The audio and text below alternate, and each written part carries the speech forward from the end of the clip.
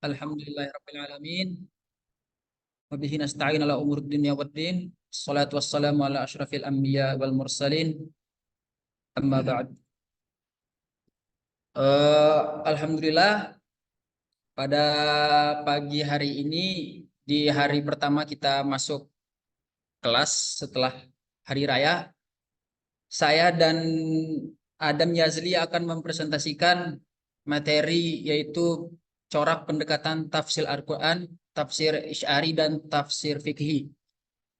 Untuk informasi untuk teman saya yaitu Adam Yazli, beliau sekarang sedang berada di Mekah atau Madinah sedang melaksanakan ibadah umroh, jadi berhalangan untuk hadir bersama kita. Demikian.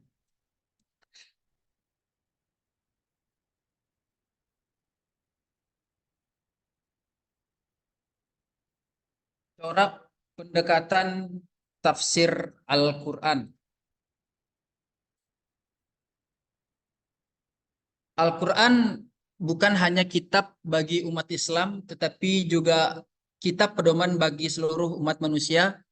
Untuk menggunakan Al-Quran sebagai pedoman, diperlukan pemahaman yang akurat melalui penafsiran Al-Quran.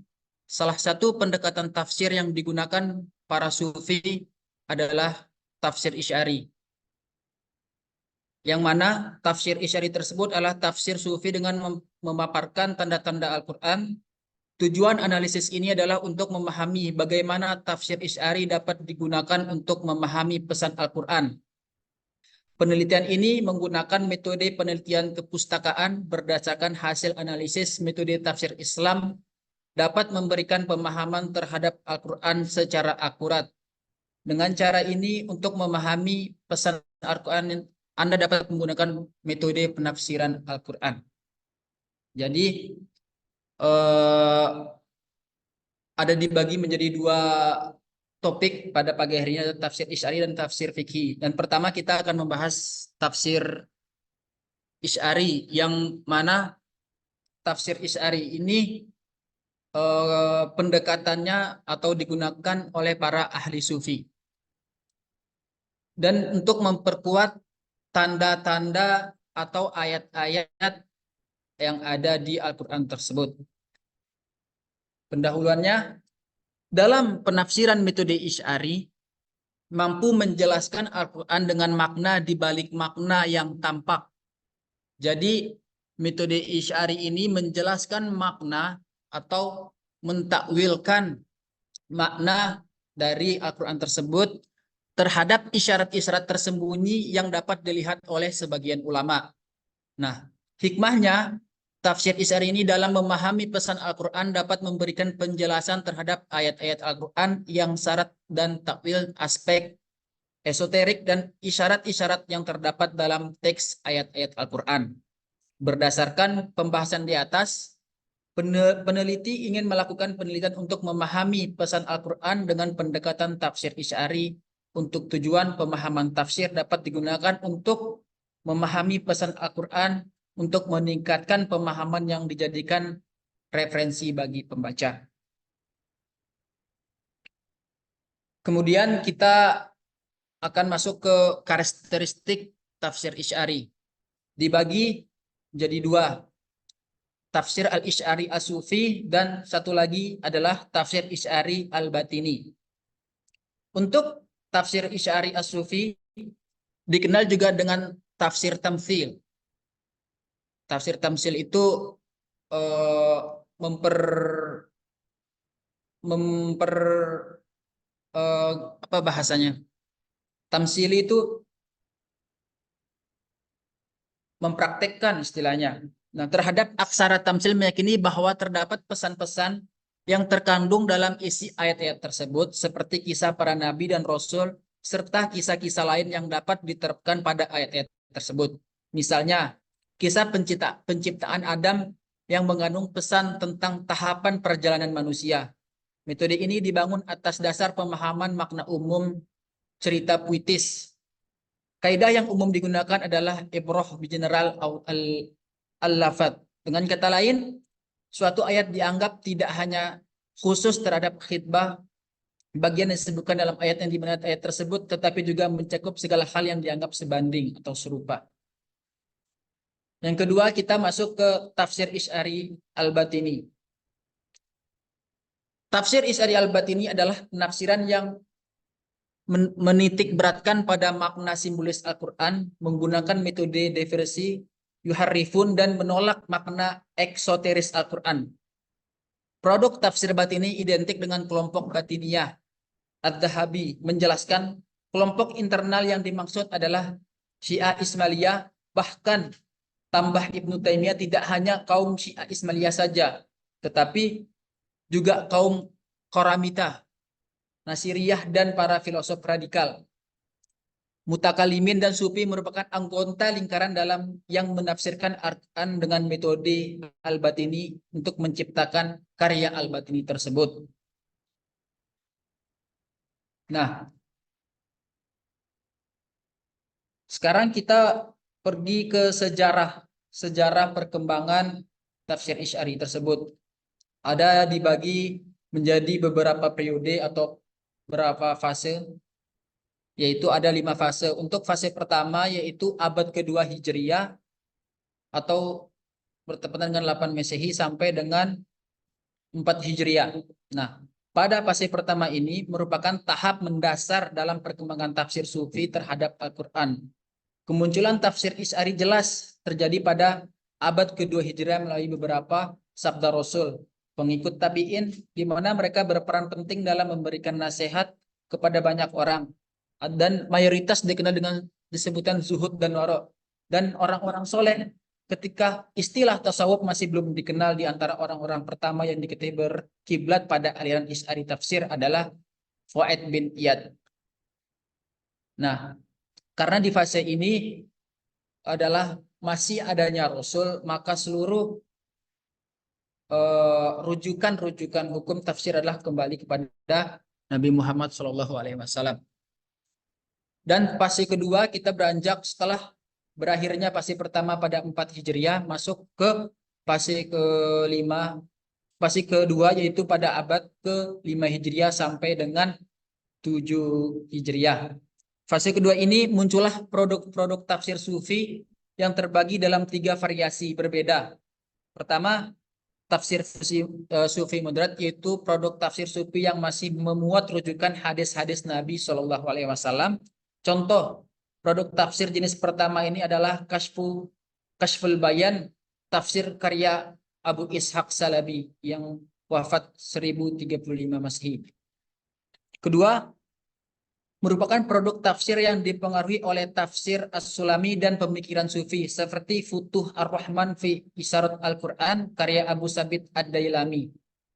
Itu yang kedua. Dan yang ketiga, merupakan produk tafsir Sufi yang ditulis dalam bahasa Persia pada tahun seperti Kashful Bayan wal Uddatul Abror pada tahun 1135 Masehi. Dan kita sekarang akan masuk ke fase ketiga, yaitu abad ke-7 Hijriah sampai dengan 8 Hijriah. Pada periode ini mulailah muncul 2 tokoh Sufi yang mempunyai pengaruh besar terhadap perkembangan tafsir tasawuf, yaitu Najmuddin Al-Kubra yang karyanya berjudul At-Talawiyat An-Najmiyah fi At-Tafsir Al-Isy'ari As-Sufi, dan Mahyuddin Ibnu Al-Arabi beserta 2 karya berserta Futuhat Al-Makkiyah dan Fusu Al-Hikam. Kedua tokoh tersebut kemudian bersama-sama mendirikan mazhab tafsir Sufi yang masing-masing, yaitu mazhab Kubrawiyun dan mazhab Ibnu Arabi. Jadi 2 tokoh ini setelah mempunyai karya-karya di tafsir Sufi, maka beliau mendirikan yang namanya mazhab tafsir Sufi yang masing-masing mazhab Kubrawiyun dan mazhab Ibnu Arabi. Sekarang kita masuk ke fase keempat. Setelah selesai fase ketiga, muncullah tokoh-tokoh 2 orang tadi. Sekarang kita masuk ke abad 9 Hijriah sampai dengan 12 Hijriah. Fase ini menjelaskan produk-produk tafsir sufi yang ditulis di India pada masa pemerintahan Turki Ottoman dan dinasti Timurid. Beberapa karya tafsir sufi tersebut adalah tafsir Multaqat karya Hadab Bandah Nawaz dan Mawahib Aliyah karya Kamaluddin Husain Kashifi. Salah satu produk tafsir sufi yang ditulis secara komprehensif saat ini adalah Ruh Al-Bayan, karya tokoh sufi yang seumur hidupnya tinggal di Istanbul dan Bursa, yaitu beliau adalah Ismail Haqqi Bursevi. Tafsir ini memadukan dimensi eksoteris secara zohir dan esoteris atau batin, jadi menggabungkan antara zohir dan batin, karena ada beberapa ulama yang hanya mengutamakan tafsir batinnya tanpa mengutamakan zohirnya. Beliau yang mengutamakan, yang saling memadukan antara tafsir zohir dan tafsir batin, atau bisa sebut tekstual dan kontekstualnya. Dan fase terakhir yaitu fase kelima, yaitu abad ke-13 sampai dengan abad 19 Hijriah sampai dengan sekarang. Setelah abad ke-8 Hijriah, tafsir Ishari memasuki fase baru yang berbeda dari sebelumnya, yaitu fase penggabungan tafsir zohir dan tafsir Ishari, yaitu mufassir telah menyempurnakan penafsiran ayat-ayat tentang aspek sejarah dan kebahasaan serta kalimat lainnya. Oleh karena itu, tafsir tersebut merupakan gabungan dari 3 metode tafsir, yaitu tafsir bil maksur, tafsir bil ra'yi, dan tafsir Ishari. Beberapa karya tafsir sufi yang muncul saat ini adalah Bahar Al-Madid, tafsir Al-Quran Al-Majid, karya tokoh sufi asal Maroko. Jadi beliau ini berasal dari Maghribi atau dari Maroko, yang bernama Ahmad Ibnu Ajibah. Dan Ruh Al-Ma'ani, dengan karya beliau adalah Ruh Al-Ma'ani fi At-Tafsir Al-Quran Al-Azim wa Sab'ul Masani karya Syihabuddin Al-Alusi.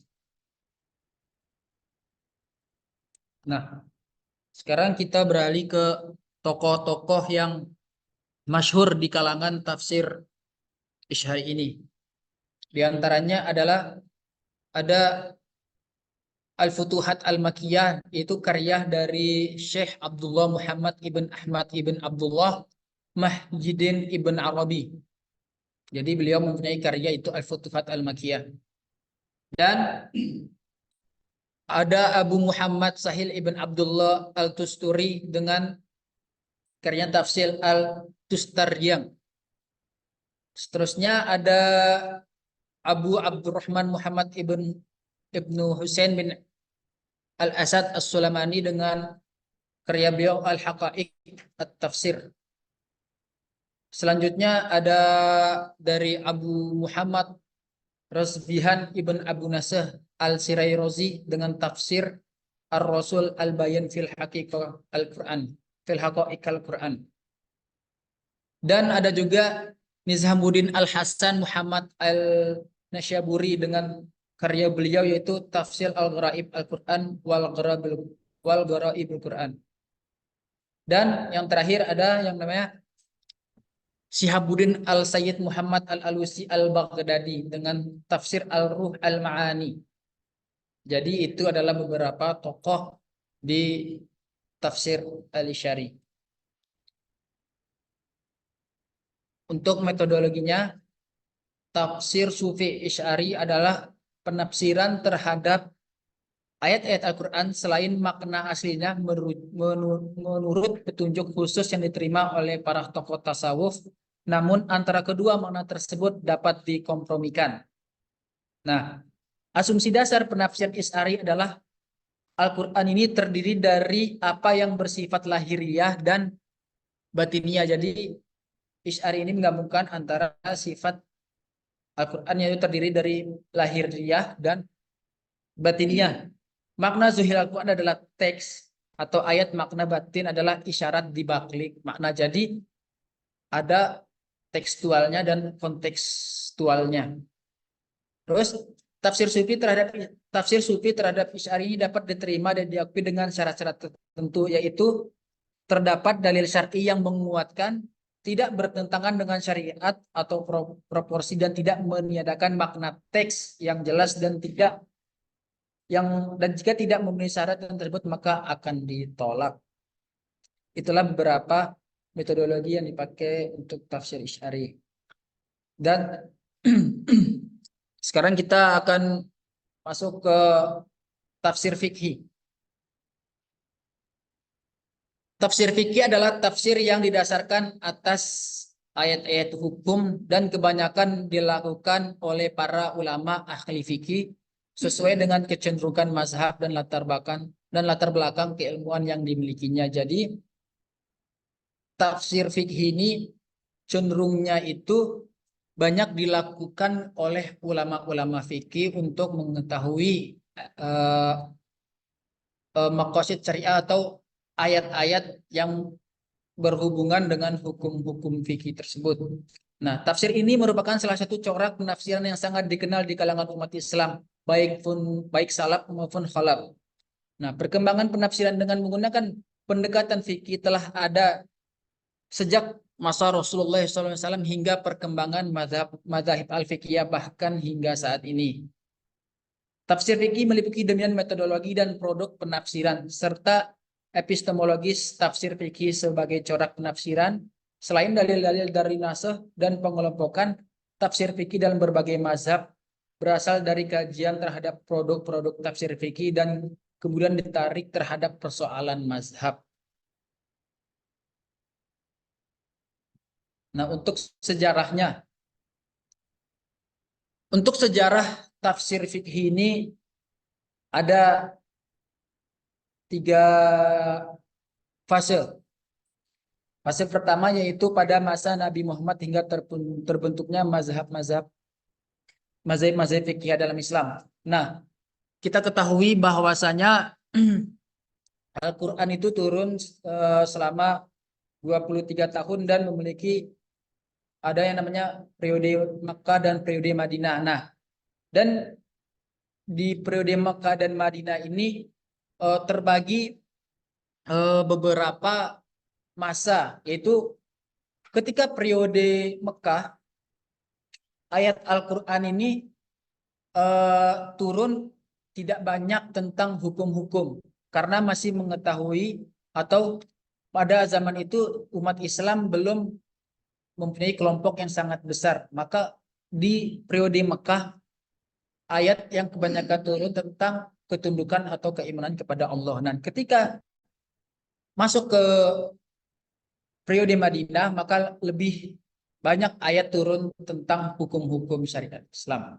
Nah, posisi Nabi sebagai Rasul pada zaman itu adalah untuk mengemban, untuk mensiarkan Islam yang dibekali dengan seperangkat aturan hukum, merupakan petunjuk Allah kepada manusia yang tertuangkan dalam ayat Al-Quran. Bagian dari tugas kerasulan Nabi turut menjelaskan makna Al-Quran karena Nabi memiliki otoritas terhadap segala bentuk pemahaman dan pemaknaan Al-Quran. Nah, jadi pada zaman itu semua rujukan-rujukan atau untuk memanai Al-Quran itu hanya kepada Nabi Muhammad SAW karena pada zaman itu yang mempunyai otoritas untuk menjelaskan atau yang lebih memahami Al-Quran adalah Nabi Muhammad SAW. Dan apabila telah wafatnya Nabi Muhammad maka yang menjalankan amanah tersebut adalah para sahabat dan tabi'in. Nah, sekarang kita masuk ke periode kedua. Masa awal berdirinya mazhab fikih. Awal berdirinya mazhab fikih seperti Syafi'i, Hanafi, Hambali dan Maliki dan lainnya. Nah, ada perbedaan pemahaman masalah hukum tertentu dan memiliki kesamaan pemahaman pada hukum lainnya. Akan tetapi pada masa ini sejauh perbedaan pemahaman terhadap Al-Quran antara fuqaha fikih tetap saling menghormati dan menghargai pendapat satu sama lain. Jadi berdirinya mazahib ini salah satunya yang paling terkenal kan ada namanya ketika masanya pemerintahan Ali bin Abi Thalib yang telah memindahkan pemerintahan Islam ke Irak. Nah, Dan di situ berkembanglah Islam dan sampai lahir yang namanya Madrasatu Ahlur Ra'i dengan ulamanya siapa, yaitu Ibn Abu Hanifah. Dan di Syam juga ada beberapa ulama yang tersebar untuk perkembangannya mazahib fikih tersebut. Nah, untuk masa ketiga itu masa tumbuhnya taklid dan fanatisme mazhab. Setelah tumbuhnya atau berdirinya mazhab, ada yang namanya tumbuhnya taklid atau fanatisme atau ta'asub tentang mazhab. Fanatisme mazhab justru tumbuh dengan subur. Kondisi ini terus berlangsung hingga setelah melalui masa imam-imam mazhab, dan muncullah roh taklid dan mencapai titik kulminasi. Taklid pada dasarnya merupakan suatu hal yang lumrah. Akan tetapi taklid dalam urusan agama menjadi indikasi matinya suatu dialektika kajian keagamaan. Sedangkan bentuk fanatisme terhadap mazhab menjadi implikasi dari taklid tersebut. Nah, pertumbuhan taklid dan fanatisme mazhab ini pada masa ini bermacam-macam. Ada yang mengkaji ucapan imam mazhabnya sebagaimana mereka mengkaji Al-Quran. Ada yang mengeluarkan daya kemampuan untuk mendukung imam mazhabnya, dan bahkan ada yang berusaha untuk membatalkan pendapat mazhab tersebut. Untuk tokoh-tokoh di tafsir As-Sufi ini ada, kita pertama untuk masih membahas tentang mazhab arba'at terlebih dahulu, yaitu tafsir fikih mazhab Hanafi, yaitu Al-Ahkam Al-Quran karya Ali Al-Qumi dan Al-Ahkam Al-Quran karya Al-Jassas. Dan kedua ada tafsir fikih mazhab Maliki dengan Al-Ahkam Al-Quran karya Ismail bin Ishaq Al-Maliki dan Al-Ahkam Al-Quran karya Abu Bakar bin Muhammad Al-Baghdadi. Dan yang ketiga tafsir fikih mazhab Syafi'i, yaitu Ahkam Al-Quran karya Ibrahim bin Khalid Al-Baghdadi dan Al-Qaul Al-Wajiz fil Ahkam Al-Kitab Al-Aziz karya Sihabuddin As-Samin. Dan yang keempat yaitu tafsir fikih mazhab Hambali atau Hanabilah, yaitu Ihkam Ar-Ra'ifi Ahkam Alai karya Syamsuddin Muhammad bin Abdurrahman Al-Hambali. Dan yang kelima karya Abu Bakar Ahmad bin Ali Ar-Razi Al-Jashosh Ahkamul Quran Al-Jashosh. Dan yang keenam Al-Qiyya Al-Harasi dengan karya beliau Al-Ahkamul Quran Al-Qiyya Al-Harasi. Dan yang ketujuh ada karya Muhammad bin Ali bin Muhammad bin Abdullah Asy-Syaukani dengan tafsirnya yaitu tafsir Fathul Qadar. Dan yang terakhir ada Ahmad Mustafa Al-Maraghi dengan tafsir beliau yaitu tafsir Al-Maraghi. Untuk metodenya, selain itu metode yang digunakan para fuqaha untuk menafsirkan Al-Quran yaitu menafsirkan ayat dengan ayat. Terus yang kedua, menafsirkan ayat Quran melalui riwayat hadis atau sunnah. Dan yang ketiga, menafsirkan Al-Quran dengan menggunakan kaidah-kaidah universal kuliah atau Al-Quran dengan sunnah. Terus yang terakhir, menafsirkan Al-Quran dengan prinsip-prinsip ijtihad atau bisa disebut dengan akaliyah. Untuk penutupnya atau kesimpulannya dari pemaparan di atas, bahwasanya kita dapat disimpulkan bahwa pertama tafsir Isy'ari ini adalah cara menafsirkan Al-Quran dengan salah satu memahami makna dari apa yang tertulis, dan tafsir fikih merupakan salah satu bukti besarnya perhatian ulama dalam menjelaskan kandungan Al-Quran terutama yang berhubungan dengan hukum fikih tersebut.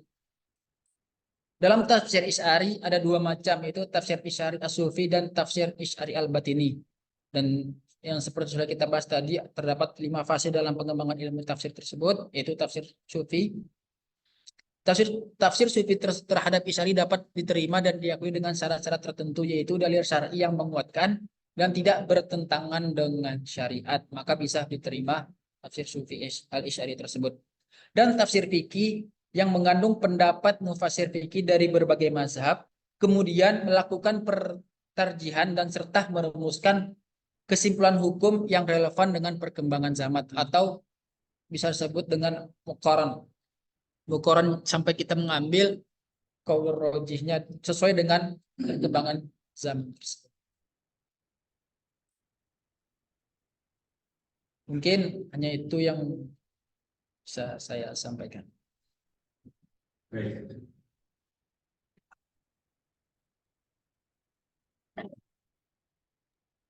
Ya, terima kasih atas presentasinya, sangat baik sekali. Ini ditunggu yang naskahnya ya, Eh, apa? Ya, naskah makalahnya. Ini menarik untuk kita bahas terkait tentang tafsir al-Isyari atau tafsir al-Fiqhi. Karena banyak sekali corak di dalam tafsir ya. Corak di dalam tafsir sebenarnya itu adalah eh, ya cabang dari maudhu'i dan tahlili. Tetapi seiring berjalannya waktu dengan perkembangan keilmuan di dalam peradaban Islam, ini fun-fun atau muyul-muyul itu kemudian mengalir ya. Ya, seperti misal kalau sekarang itu kan seseorang itu muyulnya apa sehingga kemudian dia ada yang milih hukum Islam, ekonomi Islam ya. Ada para ulama juga seperti itu. Hanya saja dulu itu mereka memiliki banyak ilmu. Ini menguasai berbagai fun keilmuan itu mereka kuasai. Hanya memang ada yang menonjol dalam bidang ini, ada yang menonjol dalam bidang ini. Nah, misalnya Imam Syafi'i itu menonjol dalam bidang apa?